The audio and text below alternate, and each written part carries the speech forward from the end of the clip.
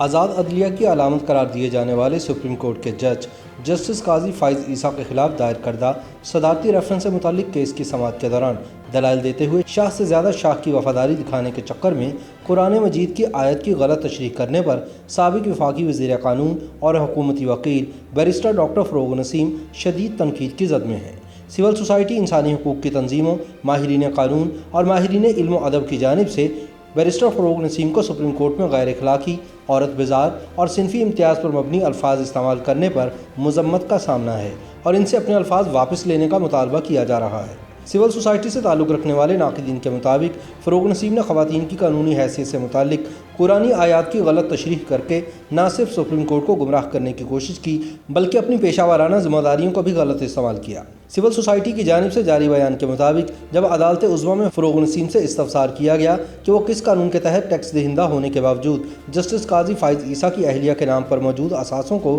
Justice قاضی فائز عیسیٰ کی ذمہ داری قرار دے رہے ہیں، تو ان کی جانب سے کسی قانونی دلیل کی بجائے قرآن کی آیات کا سہارا لے کر یہ ثابت کرنے کی کوشش کی گئی کہ پاکستانی قوانین کے تحت کوئی خاتون آزاد قانونی حیثیت کی حامل نہیں ہے۔ انہوں نے اس سلسلے میں کوئی قانونی شواہد پیش نہیں کیے اور نہ ہی اپنا بیان واپس لیا، بلکہ اپنے موقف کو قرآن مجید کی آیات کی تشریح سے سچ ثابت کرنے کی کوشش کی۔ سول سوسائٹی کی جانب سے فروغ نسیم کے اس بیان کی مذمت کرتے ہوئے اسے قرآنی آیات کی منمانی تشریح، سیاق و سباق کے بغیر اور غلط ترجمے کے ساتھ ایسی دلیل کے طور پر استعمال قرار دیا گیا جس کی کوئی قانونی حیثیت نہیں۔ Tehreek Niswan, human rights commission of Pakistan, Waris Mir foundation, ہنا جیلانی، شیما کرمانی، طاہرہ عبداللہ اور بے نظیر جتوئی سمیت مختلف سول سوسائٹی کی تنظیموں اور کارکنوں کی حمایت سے جاری کردہ بیان کے مطابق فروغ نسیم کی جانب سے جس قرآنی آیت کو بنیاد بنایا گیا ہے وہ خواتین کی قانونی خود مختاری کو نہ محدود کرتی ہے اور نہ ہی اسے ختم کرتی ہے۔ تمام اسلامی مکاتب فکر اس بات پر متفق ہیں کہ خواتین اپنے مالی اور معاشی معاملات پر قانونی عملداری رکھتی ہیں۔ فروغ نسیم پر یہ الزام بھی عائد کیا گیا کہ انہوں نے سپریم کورٹ کو گمراہ کر کے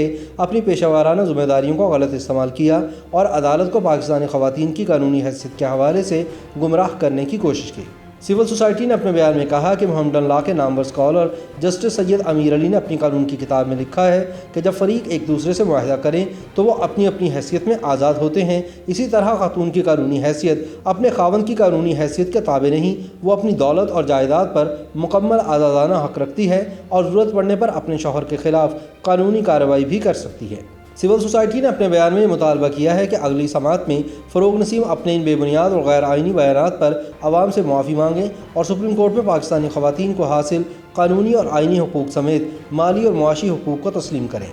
واضح رہے کہ جسٹس قاضی فائز عیسیٰ پر اپنی اہلیہ کے اثاثے ظاہر نہ کرنے کا صدارتی ریفرنس عدالت عظمیٰ میں زیر سماعت ہے۔ 12 جون کو اس معاملے پر سماعت کرنے والے سپریم کورٹ کے لارجر بینچ میں شامل جسٹس سید منصور علی شاہ نے حکومتی وکیل فروغ نسیم سے استفسار کیا تھا کہ صرف ایک بات بتا دیں کہ جسٹس قاضی فائز عیسیٰ کی اہلیہ ٹیکس ریٹرنز جمع کراتی ہیں یا نہیں۔ اگر ٹیکس ریٹرنز جمع نہیں کراتی تو جسٹس قاضی فائز عیسیٰ کی اہلیہ خود کفیل کیسے ہیں، اور اگر جمع کرواتی ہیں تو پھر وہ خود کفیل ہیں۔ انہوں نے مزید کہا کہ ٹیکس قانون تو تمام شہریوں کے لیے ہے، جس پر فروغ نسیم نے جواب دیا کہ میری معلومات کے مطابق جسٹس قاضی فائز عیسیٰ کی اہلیہ ٹیکس ریٹرنز جمع کرواتی ہیں لیکن سپریم جوڈیشل کونسل میں ٹیکس سے متعلق کارروائی نہیں ہوتی۔ اس موقع پر فروغ نسیم نے قرآنی آیت کا حوالہ دیتے ہوئے کہا تھا کہ مرد اور عورت ایک دوسرے کا لباس ہے، جس پر جسٹس سجاد علی شاہ نے فروغ نسیم کو مخاطب کر کے کہا کہ آپ اس آیت کا شان نزول بھی بتا دیں، آپ کو پتہ ہی نہیں کہ یہ آیت کیوں نازل ہوئی تھی۔ جسٹس قاضی امین الدین نے بھی ریمارکس دیے تھے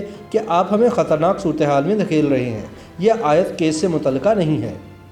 YouTube پر گوگلی نیوز دیکھنے کے لیے youtube.com کی سرچ بار میں googly news T V type کریں۔ گوگلی نیوز کے پیج پر سرخ رنگ کے سبسکرپشن والے بٹن پر کلک کرنا نہ بھولیے۔ YouTube پیج پر اپلوڈ ہونے والی ویڈیوز سے باخبر رہنے کے لیے بیل آئیکن پر کلک کیجیے۔ آپ کو ہر نئی ویڈیو کے بارے میں نوٹیفیکیشن موصول ہو جائے گا۔